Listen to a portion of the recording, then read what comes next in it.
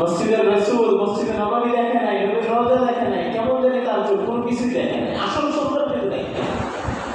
কোন ব্যক্তি সে হতে পারে সারা দুনিয়ার প্রেসিডেন্ট হতে পারে, সে সারা দুনিয়া সফর করেছে, সারা দুনিয়ার সব সৌন্দর্য সে অবলম্বন করেছে, তার এই চোখ দিয়ে সে পৃথিবীর এমন কোনো অনাজি কানাজি বাঁধ রাখে নাই যেখানে সে যায় নাই, কিন্তু সে বাইতুল্লাহ যায় নাই, কিংবা সে মসজিদে নববীতে নবীর রওজায় যায় নাই। কবি বলেন কেমন যেন সে পৃথিবীর কোনো সৌন্দর্য এসে দেখে নাই। সুবহানাল্লাহ। মসজিদ নবী কেমন সুন্দর, বাইতুল্লাহ কেমন সুন্দর। কালো ঘরের গেলাম, কালো এটা ভয়ঙ্কর একটা জিনিস। কালো দেখে মানুষ নাক ছিটকানি দেয়, নাক ছাকুনি দেয়, এমন কালো মানুষের কদর দুনিয়াতে কম। স্বাভাবিক শরীরে চামড়া যদি কালো হয়, বিশেষ ক্ষেত্রে নারীদের ক্ষেত্রে এটা বেশি প্রবণতা হয়। তাই জন্য একজন কালো মেয়ে তার বিবাহের জন্য অনেক কষ্ট করতে হয়। এমন দেখা যায় অনেক যোগ্য একজন মেয়ে, অনেক পড়াশোনা করেছে, অনেক দিনদার, অনেক ভালো একজন মেয়ে, শুধুমাত্র শরীরের চামড়াটা কালো হওয়ার কারণে ভালো জায়গায় বিয়ে হয়, কিংবা তার চেয়ে অযোগ্যের কাছে দিয়ে দিতে হয়, কিংবা বয়স হয়ে যায়, কে দিতে চাচ্ছে না। পৃথিবীতে কালো রঙের দাম একদম খুব নরম, কিন্তু আমার ঘরের গিলাফ কালো। কেমন ভালো এই গিলাফটা! সারা দুনিয়ার প্রত্যেকটা মুমিন জীবনের বাসনা হচ্ছে আল্লাহর ঘরে হাজির হওয়া। সুবহানাল্লাহ। এটা বই আছে আপনাদের রিজওয়ান সাহেব লিখিত, উনি এখন জীবিত। এটা কামরাঙ্গীর আশাফলা মাদ্রাসাতুল মদিনা থেকে অনেকগুলো বই লিখছে, বিশেষ করে শিশুদের সিরিজগুলো, যেমন মাদারিন ইসলামের প্রবর্তক হচ্ছে আবু তাহের মিসবাহ দাওয়াত বলেন আল্লাহ হুজুরের হায়াতে এক হায়াত দান করুন। হুজুর একটা কিতাব লিখেছেন বাইতুল্লাহ মুসাফির, বাইতুল্লাহ মুসাফির। আল্লাহ কসম করে বলতে পারি, আপনি প্রতিটা পৃষ্ঠা পড়বেন, আপনার চোখ দিয়ে অঝরে পানি বের হবে, আপনি কল্পনা করতে পারবেন না আপনি কোথায় হারিয়ে গিয়েছেন। প্রত্যেকটা শব্দ গাঁথুনি কলম এমন ভাবে চালিয়েছেন যেন তার মুখ নয়, তার কলম ফুটে উঠেছে। কলমের শক্তি আল্লাহ রাব্বুল আলামিন তাকে দিয়ে দিয়েছেন, যেমনটা আল্লাহ রাব্বুল আলামিন পছন্দ করেছেন। সূরা কালাম, একটা সূরাই দিয়েছেন সূরা কালাম নামে, নুনুল কালামি ওয়া মা ইয়াসতুরুন। এই কলম এমন এক ধারালো কলম যে কলম মানুষের হৃদয়ে দাগ পৌঁছে দেয়। দেখবেন কাজী নজরুল ইসলাম কয়েকটা কবিতা লিখেছেন, তার মধ্যে একটা হচ্ছে মসজিদের এই পাশে আমার কবরটিও ভাই। এটা লিখুনি, কিন্তু মুমিন জীবনের প্রত্যেকটা মানুষের হৃদয়ে আবেগ তুলে দেয় যে আমার কবরটা মসজিদের পাশে হওয়া দরকার। লিখনির অনেক বড় শক্তি থাকে, লিখনির অনেক বেশি চাহনি থাকে। উনি একটা কিতাব লিখছেন বাইতুল্লাহ মুসাফির। বাইতুল্লাহ আল্লাহ রাব্বুল আলামিনের ঘর, মুসাফির মেহমান, এখানে তিনি তিনটা ব্যাখ্যা করেছেন। বাইতুল্লাহ মুসাফির মানে আল্লাহর ঘরের মেহমান, বাইতুল্লাহ মুসাফির মানে আল্লাহর ডাকে বান্দা হাজিরা দেওয়া মেহমান, বাইতুল্লাহ মুসাফির মানে আল্লাহ রাব্বুল আলামিনের দুনিয়ার সব সৌন্দর্য, সব শান্তি তাকে দিয়ে দিয়েছেন এমন মেহমান। সুবহানাল্লাহ। তাহলে জিলহজ মাস, জিলহজের আগমনী বার্তা আমাদেরকে দেয়, মানে হজ তোমার সামনে এসেছে, এটা আমাদেরকে জানায় দেয়। আল্লাহ রাব্বুল আলামিন কোরআন কারীমে এটাই বলেছেন, আল হাজ্জু আশহুরুম মালুমা, হজ হচ্ছে কয়েকটা মাস। কয়েকটা মাস বলতে এখানে উদ্দেশ্য মুমিন বান্দা রমাদানুল মুবারকে শেষ করে শাওয়াল মাসে পদার্পণ করবে, এক ইবাদত শেষ করবে। ব্যবসায়ী যেমন একটা মাস শেষ হওয়ার আগে আরেকটা মাল খেতে পারে জন্য অর্ডার দিয়ে দেয়, সে জানে আর কয়েকটা দিন আমার চলবে, এরপরে অর্ডার দিয়ে দেয়। কেন? এটাকে সে রাখতে চায় যেন সে ব্যবসায় ঘাটতি না পড়ে। ইমানদার বান্দা আল্লাহ রাব্বুল আলামিনের কাছে জানার মালের বিনিময়ে জান্নাত বিক্রির ওয়াদা করেছেন। সুতরাং ইমান বান্দা কিভাবে লাভ করা যায়, কিভাবে আল্লাহ রাব্বুল আলামিনের সন্তুষ্টি অর্জন করতে যায়, সেক্ষেত্রে ইমানদার বান্দা মুমিন বান্দা এটাকে প্রাধান্য দেবে। মানে রমাদানুল মুবারক শেষ হয়ে শাওয়াল মাস যখন চলে আসবে, তখন থেকে বান্দা ফিকির শুরু করবে, বান্দা তখন থেকে প্রস্তুতি নিতে শুরু করবে। জিলহজ যখন চলে আসবে, বান্দা আল্লাহ রাব্বুল আলামিনের ডাকে সাড়া দিয়ে তার ঘরে রওনা হওয়ার জন্য বাড়ি থেকে, ঘর থেকে বের হয়ে যাবে। বলেন সুবহানাল্লাহ। কতই না সৌভাগ্যবান যারা হজের ফ্লাইটে লাব্বাইক আল্লাহুম্মা লাব্বাইক, হে আল্লাহ আমি আপনার ডাকে হাজির বলতে বলতে প্রথম ফ্লাইট দিয়ে গত 20 তারিখে আমাদের বাংলাদেশ থেকে প্রথম হজের ফ্লাইট ছেড়ে গিয়েছে। এই যে ধারাবাহিকতা শুরু হয়েছে, একদম জিলহজের 5 তারিখ পর্যন্ত একাধারে প্রতিদিন 2টা 3টা ফ্লাইট। আল্লাহর মেহমানরা, আল্লাহর ঘরের বান্দা, আল্লাহর ঘরের মেহমানরা আল্লাহর ঘরে যাচ্ছে। কেমন হতো আপনি কল্পনা করতেন যদি সাদা ইহরামের কাপড় পরে সেই কাফেলায় আমিও থাকতে পারতাম? আপনি হৃদয়ে একটু হতেন যে আমি যদি ওই কাফেলায় আমি শরীক হতে পারতাম। না আছে কোনো মারামারি, না আছে কোনো কাটাকাটি, না আছে কোনো হিংসা বিদ্বেষ, না আছে কোনো ঘৃণা। কে ধনী কে গরিব, কে উঁচু কে নিচু, নাই কোনো নিশানা, নাই কোনো সীমা। সবার পরিচয় একটাই, হাজি ওয়াল্লাহ হাজি ফিহাদিল আসমা। আসমানের নিচে জমিনের উপর তার একটাই পরিচয়, সে হাজি, মানে আল্লাহর ঘরের মেহমান। আল্লাহ রাব্বুল আলামিন এই হাজিদের জন্য নবীদেরকে দিয়ে তার ঘরটাকে পরিষ্কার করে দিয়েছেন। বলেন সুবহানাল্লাহ। সাউন্ডটা খুব বেশি হয়ে গেছে।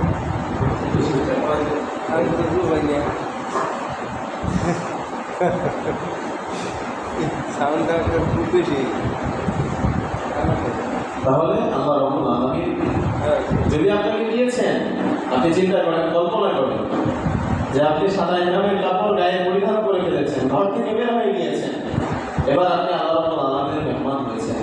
আমাদের দেশে আমরা স্বাভাবিক অবস্থায় যদি একজন চেয়ারম্যান আমাদেরকে দাওয়াত দেয় কিংবা প্রধানমন্ত্রী দাওয়াত দেয়, আমাদের মনের মধ্যে আনন্দের কোনো সীমানা থাকে না, আনন্দের ঢেউ আমাদেরকে উৎফুল্ল করে তোলে। আপনি সবচেয়ে বড় মেহমান হচ্ছে আল্লাহ রাব্বুল আলামিনের ঘরে যারা যায়, আল্লাহ রাব্বুল আলামিন তাদেরকে মেহমান বলেছেন। শুধু তাই নয়, ওই যে কবি প্রথমে বলে দিয়েছেন, একজন মানুষ সারা দুনিয়ার সব জায়গা ভ্রমণ করা তার শেষ হয়ে গিয়েছে, দুনিয়ার সব সৌন্দর্য সে দেখে ফেলেছে, কিন্তু সে আল্লাহর ঘর দেখে নাই, মানে কাবার ঘর দেখে নাই, নবীর রওজা দেখে নাই। কেমন যেন সে দুনিয়ার কোনো সৌন্দর্যই দেখে নাই, কেমন যেন সে দুনিয়ার কোনো দৃশ্য উপলব্ধি করে নাই। আপনি বলতে পারেন সারা দুনিয়া সফর করেছে, তার কোনো জায়গা বাদ নাই। কবি বলতেছেন, শোনো, সারা দুনিয়া ভ্রমণ করেছে ঠিকই আছে, কিন্তু আল্লাহ রাব্বুল আলামিন সারা দুনিয়ার সব সৌন্দর্য রেখেছেন মক্কা মদিনায়। ওই ব্যক্তি সারা দুনিয়া সফর করেছে, মক্কা আর মদিনা সফর করে নাই। এই চোখ মক্কা আর মদিনা দেখে নাই, সারা দুনিয়া দেখেছে, কেমন যেন তার চোখ পৃথিবীর কোনো সৌন্দর্যই দেখে। আপনি কল্পনা করতে পারেন পৃথিবীর একটা মাত্র জায়গা যেখানে না কোনো ধাক্কাধাক্কি, না আছে মারামারি, না আছে কোনো খারাপ ফায়সা কথা, না আছে কোনো বিপদ, না আছে কোনো বালা। কোটি কোটি মানুষ আল্লাহর ঘর তওয়াফ করতেছে, যে যার মতো অবস্থান থেকে সে তাকে ক্ষমা চাচ্ছে, আল্লাহ রাব্বুল আলামিনকে দিয়ে তারা ব্যস্ত আছে। কেমন সৌন্দর্যের জায়গা! একটা মাত্র উদাহরণ আপনি দিলে বুঝবেন। ধর্ষণ ঠেকানোর জন্য পৃথিবীর সব দেশ রাষ্ট্রপ্রধানগুলো কত কার্যকরিতা গ্রহণ করেছে, যেখানে একেবারেই ধর্ষণ করে মানুষ। জাহিলিয়া যুগের নব্য সময়টাকে হার মেনে ফেলেছে। এমন একটা সময় যেখানে পুত্রবধূর সঙ্গে শ্বশুরের অনৈতিক কার্যকলাপ আমরা দেখতে পাচ্ছি। বাবা তার সন্তানের কাছে নিরাপদ নয়, সন্তান তার বাবার কাছে নিরাপদ নয়, 13 বছরের মেয়ে তার বাবার কাছে নিরাপদ নয়, সব বাবার কাছে নিরাপদ নয়। এমন একটা জাহিলি যুগের অবস্থাকে হার মানানোর পরেও আল্লাহ রাব্বুল আলামিন হারামের যে সীমানা দিয়েছেন, এখানে নারী আর পুরুষরা একসঙ্গে ইবাদত করতেছে, কেউ কারোর দিকে তাকায় না। সুবহানাল্লাহ। কতটা নিরাপত্তার বেষ্টনী! শুধু তাই নয়, আল্লাহ রাব্বুল আলামিন মক্কাটাকে নিরাপত্তার বেষ্টনী দিয়েছেন, ওইখানে মশা মাছি মারা পর্যন্ত হারাম করে দিয়েছেন। আল্লাহ রাব্বুল আলামিন বলতেছেন, হে বান্দা, যখন তুমি হজের জন্য নিয়ত করবে, তুমি মনে রাখবে হজের জন্য নিয়ত করে ফেলেছো, মানে তুমি আমার মেহমান হয়ে গিয়েছো। মেহমান যদি হয়, মেহমান যেমন মেজবানের বাড়িতে উশৃঙ্খল করে না, সুতরাং তোমার জীবনটা এখনই গুছিয়ে নাও। আল্লাহ রাব্বুল আলামিন এটাই বলতেছেন মুমিনের আসল জীবনের সার্থকতা। আল্লাহ রাব্বুল আলামিন তার ঘরটাকে হাজিদের জন্য, তওয়াফকারীদের জন্য নবী রাসূলের মাধ্যমে আল্লাহ রাব্বুল আলামিন পরিষ্কার করে দিয়েছেন। সুবহানাল্লাহ। আপনি চিন্তা করেন, আপনি আল্লাহর মাতা, আল্লাহর সবচেয়ে প্রিয় মাহবুব বান্দা হচ্ছে যারা নবী। নবী আর রাসূল যারা হয় তাদের কোনো গুনাহ নাই। আল্লাহ রাব্বুল আলামিন তাদেরকে মনোনীত করে দিয়েছেন। নবী হওয়ার জন্য মনোনয়নের প্রয়োজন একমাত্র কেবলমাত্র আল্লাহ রাব্বুল আলামিন যাকে মনোনয়ন দেন, সেই মাত্র নবী হতে পারে। এই নবীদেরকে দিয়ে আল্লাহ রাব্বুল আলামিন বান্দার জন্য নামাজ ঘরটাকে তওয়াফকারীদের জন্য পরিষ্কার করার জন্য আদেশ দিয়েছেন। বলেন সুবহানাল্লাহ। আল্লাহ রাব্বুল আলামিন বলেন, ওয়াইদ জাআলনাল বাইতা মাসাবাতাল লিন-নাস ওয়া আমনা। তার বন্ধুকে খলিল মানে আল্লাহর বন্ধু ইব্রাহিম আলাইহিস সালাম ওয়াস সালামকে আল্লাহ রাব্বুল আলামিন ইব্রাহিম নবী, ইসমাঈল নবীর বাবা আর সন্তানের মাধ্যমে আল্লাহ রাব্বুল আলামিন বলতেছেন, ওয়াইদ জাআলনাল বাইতা মাসাবাতাল লিন-নাস ওয়া আমনা। হে ইব্রাহিম, তোমার সন্তানকে নিয়ে এই ঘরটাকে পরিষ্কার করো। তাইফিন যারা তাওয়াফ করবে, ওয়াল আকিফিন যারা ইতিকাফ করবে, ওয়ার রুকআস সুজুদ যারা এই ঘরে রুকু সিজদা করবে, ইতিকাফ করে। যেমন মসজিদের বিধান হচ্ছে ইতিকাফ করা, কেউ যদি সামান্য সময়ের জন্য মসজিদে প্রবেশ করে সে যেমন ইতিকাফ করে, ঠিক তেমনিভাবে বাইতুল্লাহ যারা প্রবেশ করে 1 নম্বরে সে তাওয়াফ করে মানে হাজি, 2 নম্বর সে ইতিকাফকারী ব্যক্তি হয়ে যায়, আল্লাহ খাস বান্দা হয়ে যায়, 3 নম্বর আল্লাহ রাব্বুল আলামিন বলেন ওয়ারুকাস সুজুদ, যারা রুকু করে সিজদা করে।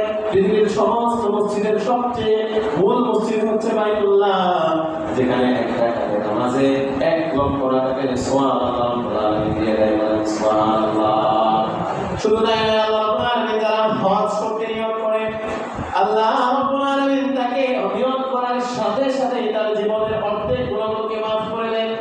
যদিও হাদিসটা জয়ীফ, কিন্তু আল্লাহ রাব্বুল আলামিনের ক্ষমা অনেক মহান, অনেক বেশি দয়া দেন।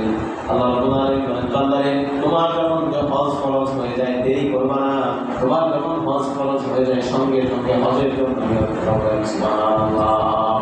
আল্লাহ রাব্বুল আলামিন বান্দাদেরকে ডাকতেছেন আল হাজ্জু আশহুরুম মা'লুমাত। আল্লাহ রাব্বুল আলামিন হজের বিধানটাকে সহজ ভাষায় নিয়েছেন। আল্লাহ রাব্বুল আলামিন হজের কয়েকটা মাসের কথা বলেছেন। জিলহজ মাস হচ্ছে হজের মাস, শাওয়াল মাস, জিলকদ মাস, এই 2 মাস হচ্ছে হজের জন্য প্রস্তুতি নেওয়ার মাস। আল্লাহ রাব্বুল আলামিন বলেন আল হাজ্জু আশহুরুম মা'লুমাত, হজের মাসগুলোকে নিজেকে পবিত্র করো, নিজেকে গুছিয়ে নাও হজের জন্য। ফামান ফারাদা ফীহিন্নাল হাজ্জ ফালা রাফাথা ওয়ালা ফুসুক ওয়ালা জিদালা ফিল হজ। এ হাজী, তুমি আল্লাহর ঘরে চলে এসেছো মানে তুমি নিয়ত করে ফেলেছো। কারণ যদি নিয়ত করার পরে আল্লাহ রাব্বুল আলামিন তার হায়াতের সীমানাকে সংক্ষিপ্ত করে দেন, সে যদি মারা যায়, হাদিসের মধ্যে আছে আল্লাহ রাব্বুল আলামিন তার বান্দাকে হজের সওয়াব দেন। সুবহানাল্লাহ। সুতরাং আল্লাহ রাব্বুল আলামিন বলতে যাচ্ছেন, বান্দারে যখন তুমি হজের নিয়ত করে ফেলেছো কিংবা তুমি আল্লাহর ঘরে যাওয়ার জন্য রেডি হয়ে বের হয়েছো, আল্লাহ রাব্বুল আলামিন বলে এবার তুমি 3 কাজ ছেড়ে দাও। তুমি হাজির ইহরাম গায়ে তুমি শরীরে পড়েছো, তুমি এবার 3টা কাজ ছেড়ে দাও। 3টা কাজ ছেড়ে দিবে। আল্লাহ রাব্বুল আলামিন বলেন ফামান ফারাদা ফীহিন্নাল হাজ্জ ফালা রাফাথ। হে বান্দা, হজ তুমি শুরু করেছো, ফালা রাফাস, স্ত্রীর সহবাস তুমি ছেড়ে দাও। আল্লাহ রাব্বুল আলামিন বলেন ফালা রাফাথ ওয়ালা ফুসুক, তুমি অশ্লীল কাজ ছেড়ে দাও, গালিগালাজ ছেড়ে দাও, অশ্লীল কর্মকাণ্ড ছেড়ে দাও। ফালা রাফাথ ওয়ালা ফুসুক ওয়ালা জিদাল, মারামারি ছেড়ে দাও। এটা কি জানেন? এটা সুন্দর একটা ঘটনা আছে। যারা আমরা করছেন বা হজে গিয়েছেন তারা জানেন, ওইখানে যাওয়ার পরে কিছু মানুষের মেজাজ ঠিক থাকে। এই আয়াতের ব্যাখ্যাটা শুধুমাত্র এটার কারণে নাযিল হয়েছে। ইবনে কাসির রাহমাতুল্লাহ বলেছেন যে আল্লাহ রাব্বুল আলামিন তো গায়েব জানেন, তিনি জানেন মানুষগুলো আয়াতে বলুন। এই জন্য আল্লাহ বিধান করেছেন তারা জিদাল, ঝগড়া বিবাদ করবে না। এই শব্দটাই উল্লেখ করেছেন। এটা কেন জানেন? ওইখানে যাওয়ার পরে সামান্য ত্রুটি হইলে, মনে করেন খাবারটা 2টা মাসে দেওয়ার কথা, তো আরেকটা ভেজা বসে, এখন ঠিক আছে না, হতে পারে না, এরকম স্বাভাবিক। এখন কিছু কিছু হাজি ওই যে যার মাধ্যমে আসছে এমন ভাষায় গালিগালাজ শুরু করে যেটা ঘরে থাকলেও এই ভাষায় ব্যবহার করে না, ওইখানে যায় শুরু করে। কিছু কিছু হাজি হয়তো অশ্লীল ভাষা ব্যবহার করে না, কিন্তু ধৈর্য ধারণ করতে পারে না, ধৈর্য হারিয়ে, নিয়ন্ত্রণ হারিয়ে ওই যার মাধ্যমে আসছে কিংবা যার কাঠটা দেওয়ার কথা মানে গালিগালাজ শুরু করে। ও আসা মাত্রই ঝগড়া লেগে 2টা বাজে খাবার দেওয়ার কথা দিছে না, 2:30 বাজে সে নিয়ে আসছে, ওই কর্মচারী ওর সাথে লেগে যায়। হ্যাঁ, 2টা বাজে 2টা বাজে মান দিন জানো চাই এরা এখানে যায়। আল্লাহ রাব্বুল আলামিন তাআলা জিদাল, বান্দা একে তো তুমি স্ত্রী সহবাস ছেড়ে দিবে, 2 নম্বর তুমি অশ্লীলতা ছেড়ে দিবে, গালিগালাজ ছেড়ে দিবে, তোমার চোখকে নিয়ন্ত্রণ করবে। পৃথিবীতে পর্দার বিধানের চোখ নিয়ন্ত্রণ করা ওইখানে সবচেয়ে বেশি সহজ, আবার ওইখানেই সবচেয়ে বেশি কঠিন। 3 নম্বর ফালা জিদাল, তুমি ধৈর্য ধারণ করবে, ঝগড়া করবে না। ফামান ফারাদা ফীহিন্নাল হাজ্জ ফালা রাফাথা ওয়ালা ফুসুক ওয়ালা জিদালা ফিল হজ ওয়া মা তাফআলু মিন খাইরিন ইয়ালামুল্লাহ। আর তুমি যে ভালো কাজ করতেছো সেটা আল্লাহ রাব্বুল আলামিন জানেন। ওয়া তাযাওয়াদু, তোমার ভালো কাজকে তুমি বৃদ্ধি করে দাও। মানে তুমি যে আমলগুলো করতেছো, হয় তুমি জিকির করতেছো, তুমি এখন এখানে এসেছো 1 ঘন্টা জিকির করছো, এখানে তুমি 2 ঘন্টা করো। তুমি অন্য জায়গায় 2 রাকাত নামাজ পড়েছো, এখানে তুমি 4 রাকাত পড়ো। কারণ এখানে আসার এত বড় ফজিলত, এক এক নামাজে পৃথিবীর অন্যান্য মসজিদে 1,00,000 রাকাত নামাজ পড়লে যে সওয়াব, আল্লাহ রাব্বুল আলামিনের ঘর বাইতুল্লাহ শরীফে মসজিদুল হারামে 1 রাকাত নামাজ পড়লে সেই 1,00,000 রাকাতের সওয়াব আল্লাহ রাব্বুল আলামিন বান্দার আমলনামায় দিয়ে দেন। মানে চিন্তা করতে পারছেন, 1 রাকাত নামাজ 1,00,000 রাকাতের সওয়াব। ওইখানে যায় আজায়া বইয়া লক করে বাড়ির কি হয়েছে না হয়েছে, কেন কি হয়েছে না হয়েছে, কোনটা সুন্দর হয়েছে, মানে সে গিয়েছে হাজে, সে হাজি, সে হেরাম গায়ে পড়া অবস্থায়। আচ্ছা বলেন তো কি মৃত মানুষ কথা বলতে পারে? কথা বুঝে দেবেন, মরা মানুষ কথা বলতে পারে? এই সম্ভব? নবীজি সাল্লাল্লাহু তাআলা আলাইহি ওয়াসাল্লাম জানাচ্ছেন, হে আমার উম্মত, তুমি যখন ইহরামের কাপড় গায়ে পরিধান করবে, মানে তুমি যখন 3 টুকরো কাপড় তোমার শরীরে পেঁচাবে, সেলাইবিহীন কাপড়, তুমি এটা ধারণা করবে আমি দুনিয়া থেকে মৃত হয়ে গিয়েছি, মানে দুনিয়া থেকে আমার নাকটা কাটা হয়ে গিয়েছে, আমি এখন রূহের জগতে আছি, এভাবে তুমি থাকবে। কেননা আল্লাহ রাব্বুল আলামিন বলেছেন, হজের প্রতিদান একমাত্র জান্নাত ছাড়া কি হতে পারে? সুবহানাল্লাহ। জান্নাতে কোনো অস্থিরতা নাই, জান্নাতে মারামারি নাই, সুতরাং তুমি এটা পরিধান করবে। এহরামের কাপড় স্বাভাবিক কাপড়, তুমি ভাববে না অনেক দামি একটা কাপড়। যাদেরকে আল্লাহ রাব্বুল আলামিন তৌফিক দান করেন, শুধুমাত্র এই কাপড় তারাই পরিধান করতে পারে। পৃথিবীর কোনো ক্ষমতা করে এই কাপড় পরিধান করা সম্ভব না। হাতে টাকা আছে, আপনি চাইলে এই কাপড় পরিধান করতে পারবেন না। আপনার ক্ষমতা আছে, দুনিয়ার সব কাপড় আপনি পরিধান করতে পারবেন, এহরামের কাপড় আপনি চাইলেই পাবেন। এটার জন্য আল্লাহ রাব্বুল আলামিনের পক্ষ থেকে তৌফিক প্রাপ্ত হতে হবে। আল্লাহ রাব্বুল আলামিনের মেহমান হতে হয়, আল্লাহ রাব্বুল আলামিনের কাছে তৌফিক চাইতে হয়। নবীজি সাল্লাল্লাহু তাআলা আলাইহি ওয়াসাল্লাম বান্দাদেরকে, উম্মতদেরকে শিক্ষা দিয়েছেন, হে আমার উম্মত, আল্লাহর ঘরে আল্লাহ তোমাকে এমনিতেই নিয়ে যেতে পারবে না। আরে দুনিয়ার মানুষের বাড়িতে এমনিতে যাওয়া যায়? কথাটা বুঝাইতে পারবে? আপনার বাড়িতে একজন যায়, প্রতিদিন দেখাইতে পারবো? একজনকে দাওয়াত দিয়ে নিয়ে যেতে হয়। দুনিয়ায় যদি তোমাদের এই অবস্থা হয় যে আমার ঘরে আমার অনুমতি ছাড়া, আমি দাওয়াত দেওয়া ছাড়া কেউ প্রবেশ করতে পারবে না, কেউ খেতে পারবে না, তাহলে আল্লাহর ঘরে তুমি কল্পনা করতেছ আমি এমনি চলে যাবো? না, আল্লাহ রাব্বুল আলামিন তোমাকে দাওয়াত দিতে হবে, আল্লাহ রাব্বুল আলামিন তোমাকে গ্রহণ করতে হবে। এবার সাহাবায়ে কেরাম জিজ্ঞেস করলেন, ইয়া রাসূলুল্লাহ, ইয়া হাবিবাল্লাহ, এটা আমরা আল্লাহর কাছে কিভাবে পাবো?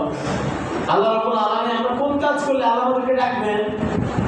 এবার আল্লাহ নবী জানায় দেয়, হে সাহাবায়ে কেরাম শোনো, একটা দোয়া তোমরা প্রতিদিন করবে, প্রতিবার করবে। কি দোয়া? আল্লাহ রাব্বুল আলামিন আমাকে শিক্ষা দিয়েছেন, মানে নবী বলতেছেন আমাকে শিক্ষা দিচ্ছেন, ও আমার বন্ধু, আমার ঘর পৃথিবীর সবচেয়ে বেশি নিরাপত্তা বেষ্টিত এলাকা হচ্ছে এই মক্কাতুল মুকাররমা।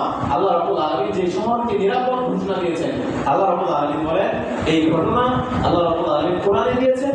পৃথিবীর সবচেয়ে নিরাপদ জায়গা হচ্ছে খানায়ে কাবা, এই হারাম শরীফের এরিয়া। এখানে যদি আপনার বাবার খুনিও আপনার সামনে ঘুরে, আপনি কিচ্ছু করতে পারবেন না।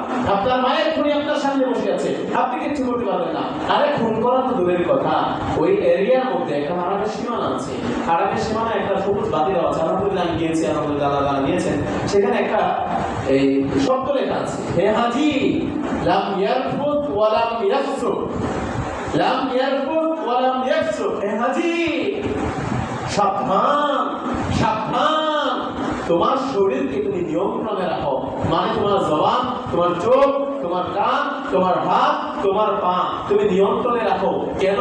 তুমি এমন এক জায়গায় প্রবেশ করেছ যেখানে মানুষের সঙ্গে ঝগড়া বিবাদ দূরের কথা, মশা মাছি, মশা আপনার শরীরে বসেছে, এই মশা মারলেও আপনার গুনাহ হবে, মানে মশা মাছি মারাও হারাম হবে না। আল্লাহু আকবার। আল্লাহ রাব্বুল আলামিন ওই এলাকাটাকে এবং পবিত্র মসজিদুল হারামের সীমানাটাকে এত বেশি গুরুত্ব দিয়েছেন। আল্লাহ রাব্বুল আলামিন কোরআনুল কারীমের মাধ্যমে শুধুমাত্র পৃথিবীর একটা জায়গাটাকে নিরাপত্তার ঘোষণা দিয়েছেন। আল্লাহ রাব্বুল আলামিন বলেন, ওয়াহাদাল বালাদিল আমিন, আমি আল্লাহ রাব্বুল আলামিন এই খানায়ে কাবার এরিয়াটাকে নিরাপদ বানিয়ে দিলাম, আমি আল্লাহ রাব্বুল আলামিন ইমানদার বান্দাদের জন্য নিরাপদ বানিয়ে দিলাম। সুতরাং আল্লাহর ঘরে নিরাপদ এমন একটা জায়গা যেখানে আল্লাহর দাওয়াত ছাড়া কেউ যেতে পারে না, প্রধানমন্ত্রীর ওখানে কেউ চাইলেই যেতে পারে না, ওনার দাওয়াত দিতে হয়, কাঠ দেখাইতে হয়। রমাদানুল মুবারকের সময় দেখা যায় প্রধানমন্ত্রী মানুষদেরকে নিয়ে সমাবেশ করে আগেই কাঠ দিয়ে দেয়, মানে গেট পাস, ওই গেট পাস করা ছাড়া গণভবনে ঢোকা যায় না। আল্লাহ বলে জানায় দেয়, খানায়ে কাবা এমন একটা ঘর, টাকা ভরে যাওয়া যায় না, ক্ষমতা ভরে যাওয়া যায় না, বরং ইহরামের কাপড় 3 টুকরা ছাড়া কাপড়, এটা এমন একটা কাপড় যে কাপড় পরিধান করার জন্য আল্লাহ রাব্বুল আলামিনের কাছে মনোনয়ন পেতে হয়। আল্লাহ রাব্বুল আলামিন তাকে গেট পাস দেন, একমাত্র সেই বান্দাই আল্লাহর ঘরে যেতে পারে। এবার আল্লাহ নবী জানায় দেয়, ও সাহাবায়ে কেরাম, তোমরা বেশি বেশি দোয়া করো, আল্লাহুম্মা রযুকনা জিয়ারাতিল হারামাইনিশ শরীফাইন, আল্লাহুম্মা রযুকনা জিয়ারাতিল হারামাইনিশ শরীফাইন, আল্লাহুম্মা রযুকনা জিয়ারাতিল হারামাইনিশ শরীফাইন। আল্লাহ নবী জানায় দেয়, আমার সাহাবায়ে কেরাম, এই দোয়া তোমরা বারবার করবে, বারবার করবে। যতদিন পর্যন্ত তুমি আল্লাহর ঘরে আল্লাহ না নেবে, ততদিন পর্যন্ত আল্লাহর কাছে আকুল আবেদন করতেই থাকবে। এর অর্থ হচ্ছে, বাংলা অর্থ হচ্ছে, আল্লাহুম্মা রযুকনা জিয়ারাতিল হারামাইনিশ শরীফাইন, আয় আল্লাহ, আমাকে আপনি হজ এবং উমরার মাধ্যমে হারামাইন আর শারাফাইন মক্কা মদিনা জিয়ারতের তৌফিক দান করেন। এজন্য দোয়া শিখবো ইনশাআল্লাহ, করবো ইনশাআল্লাহ। শুধু তাই নয়, আল্লাহ নবী জানায় দেয়, যদি কোনো বান্দা জীবনে একবার হজ করে, হজ তো একবারই ফরজ, হজটা যদি বান্দার কবুল হয়ে যায়, আল্লাহ রাব্বুল আলামিন জানায় দেন, জীবনে একটা হজের দাম এত বেশি, আল্লাহ রাব্বুল আলামিন তার জন্য জান্নাতের ওয়াদা দিয়েছেন। বলেন সুবহানাল্লাহ। শুধু তাই নয়, হাজিদের কেমন দাম আল্লাহ রাব্বুল আলামিন বলেন, যদি কোনো বান্দা একবার আল্লাহর ঘরে চলে যায়, আল্লাহ রাব্বুল আলামিন যাকে একবার দাওয়াত দিয়ে আল্লাহর ঘরের মেহমান বানিয়েছেন, তার মৃত্যুর পরবর্তী সময় পর্যন্ত, মানে জীবিত থাকা অবস্থায় তো অবশ্যই, মৃত্যুর পরে মানুষ তার নামটা সম্মানের সাথে হাজী সাহেব করে রাখবে। বলেন সুবহানাল্লাহ।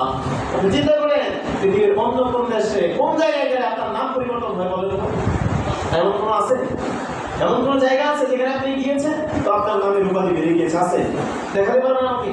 পৃথিবীতে সম্ভব?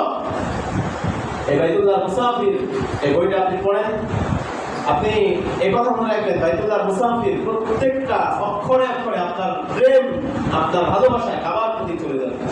এই বইটার মধ্যে উনি দেখেছেন, আমাদের মিসবাহ আহমদ বারকাতুহু, যদি কোনো বান্দা আপনি চিন্তা করেন, আপনি চিন্তা করতেছেন বয়স করে যাব, পরবর্তীতে যাব না, পরবর্তীতে নাও যেতে পারে, হয়তো নিয়ত করেছেন, আপনার সামর্থ্য হয় নাই, তৌফিক হয় নাই, কিংবা এখন আপনার কাছে টাকা আছে, আপনি যাচ্ছেন না, হতে পারে আপনি নিয়ত করেছেন 6 মাস পরে যাবেন, 6 মাস পরে টাকা নাও থাকতে পারে, একটা অ্যাক্সিডেন্ট হয়ে গেল, আপনার টাকা শেষ। সুতরাং তুমি যখন হজের নিয়ত করবে, উমরার নিয়ত করবে, সঙ্গে সঙ্গে তুমি রাজি হয়ে যাবে, মানে আল্লাহর ঘরে যাওয়ার জন্য তৈরি হয়ে যাবে। শুধু তাই নয়, যারা আল্লাহ রাব্বুল আলামিন হাজীদেরকে এত বেশি সম্মান দিয়েছেন, এটা তো আখিরাতের ময়দানে। দুনিয়াতে যেমন সম্মান, অন্যান্য দেশ বাঁচেন, আমাদের বাংলাদেশে স্বয়ং প্রধানমন্ত্রী পর্যন্ত এই হাজীদেরকে ইস্তেকবালের জন্য যায়। এই বছরে গিয়েছেন, এটা মানুষের ভালোবাসা, হাজীদের সম্মান। যে দেশ থেকে প্রথম ফ্লাইট হজের উদ্দেশ্যে বের হয়, দেখবেন ওই দেশের রাষ্ট্রপ্রধান যারা হয়, তারা তাদের কাছে দোয়া চায়। কেন? আল্লাহ রাব্বুল আলামিন দয়ুফুর রহমান, হাজী যারা হয় এদের একটা উপাধি হচ্ছে দয়ুফুর রহমান, মানে আল্লাহর মেহমান।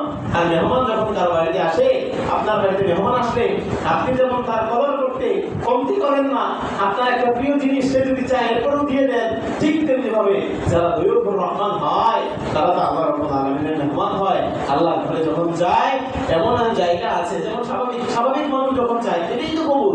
তাছাড়া কবুল হওয়া নির্ভরযোগ্য হাদিসের মাধ্যমে উপাদান এখানে আছে। বলেন সুবহানাল্লাহ। একটা হাসান আসওয়াদ যুবতীর গুনাহ, একে অস্বীকার করতে পারবে? কেউ পারবে না। মাকাম ইব্রাহিম কেউ অস্বীকার করতে পারবে না। মক্কার এরিয়াটা পুরাটাই আপনি ঘুরবেন আর চিন্তা করবেন, এই জায়গাটা না জানি কোন সাহাবীর ছিল, না জানি আল্লাহ নবী এই এলাকাতে ঘুরছে, কারণ আপনার গ্রামের বাড়ি পলাশিয়া, আমরা আপনার কথা ছিল না, আমরা তো এই সীমানার মধ্যে। নবীর বাড়ি হচ্ছে মক্কায়, নবীজি মসজিদুল হারামের আশেপাশে ঘোরাফেরা করছে, না জানি কোন জায়গাটার মধ্যে আমার রাসূলের পা মোবারক করেছিল, না জানি কোন রাসূলের কোন সাহাবীর পা এখানে করেছিল। যেমন আমি যখন উমরায় গিয়েছিলাম, আমাদের সঙ্গে বড় একজন আলেম ছিলেন, বাংলাদেশের উল্লেখযোগ্য একজন আলেম, বিরক্ত আলেম শাইখুল হাদিস আল্লামা মুফতি হাবিব চৌধুরী দাওয়াত বারকাতুহু। উনি প্রায় সময় এই ঘুরতো আর দোকানের দিকে তাকায় থাকতো।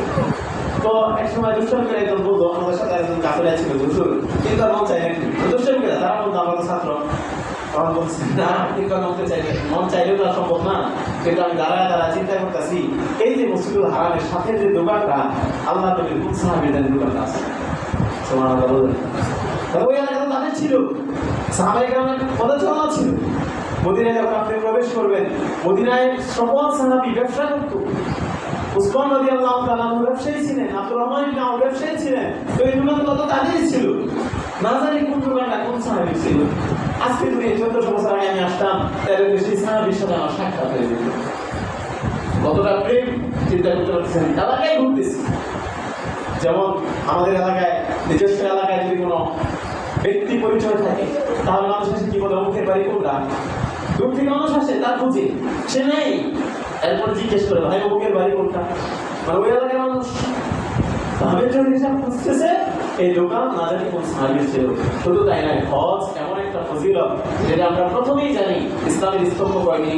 5টি। ইসলামের স্তম্ভ 5টি: কালেমা, নামাজ, রোজা, হজ, যাকাত। 5টার মধ্যে একটা ঘরের যেমন 5টা খুঁটি থাকে, একটা ঘর যদি একটা খুঁটি না থাকে তাহলে সেটা যেমন স্বয়ং সম্পূর্ণ হয় না, সুন্দর্য হয় না।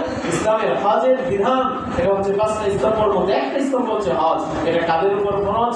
যখন সামর্থ্যবান ব্যক্তিদের উপর জীবনে একবার হজ করা এটা ফরজ। যদি সে না করে তাহলে সে গুনাহগার হবে, সে গুনাহগার হয়ে মারা যাবে। নবী সাল্লাল্লাহু তাআলা আলাইহি ওয়াসাল্লাম তার ব্যাপারে ভয়ঙ্কর কথা বলেছেন, সামর্থ্য থাকা সত্ত্বেও যদি কেউ হজ না করে, আল্লাহ তুমি জানায় দেয় ওই ব্যক্তি চাই কাফের হয়ে মারা যাক, চাই ইহুদি হয়ে মারা যাক, চাই খ্রিস্টান হয়ে মারা যাক, এতে আমি নবীর বলেন নাউজুবিল্লাহ। আল্লাহ নবী যদি আপনারা না চিনে, আপনার জীবনে কি আছে আমাকে বলেন।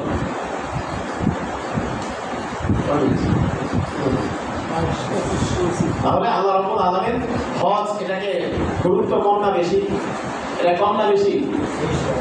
পৃথিবীতে একটা মাত্র ইবাদত যেটার জন্য শরীরও লাগে, মালও লাগে। যেমন কালেমা পড়তে জবান লাগে, টাকা লাগে না। নামাজ পড়তে শরীর লাগে, টাকা লাগে না। রোজা শরীর লাগে, টাকা লাগে না। যাকাত টাকা লাগে, শরীর লাগে না। হজ এমন একটা ইবাদত যেখানে শরীরও লাগে, টাকাও লাগে, মালও লাগে, জানও লাগে। এই আয়াতের ব্যাখ্যায় ইমাম নববী রাহমাতুল্লাহ একটা চমৎকার ঘটনা বলেছেন। তিনি বোঝাতে যাচ্ছেন আল্লাহ রাব্বুল আলামিন সূরা তাওবাতে এক আয়াত নাযিল করেছেন। আল্লাহ রাব্বুল আলামিন ইন্নাল্লাহা আশতারা মিনাল মুমিনিনা আনফুসাহুম ওয়া আমওয়ালাহুম বিআন্না লাহুমুল জান্নাহ। মুমিন বান্দার জান আর মালের বিনিময়ে আল্লাহ রাব্বুল আলামিন জান্নাত বিক্রির প্রস্তাব করেছেন।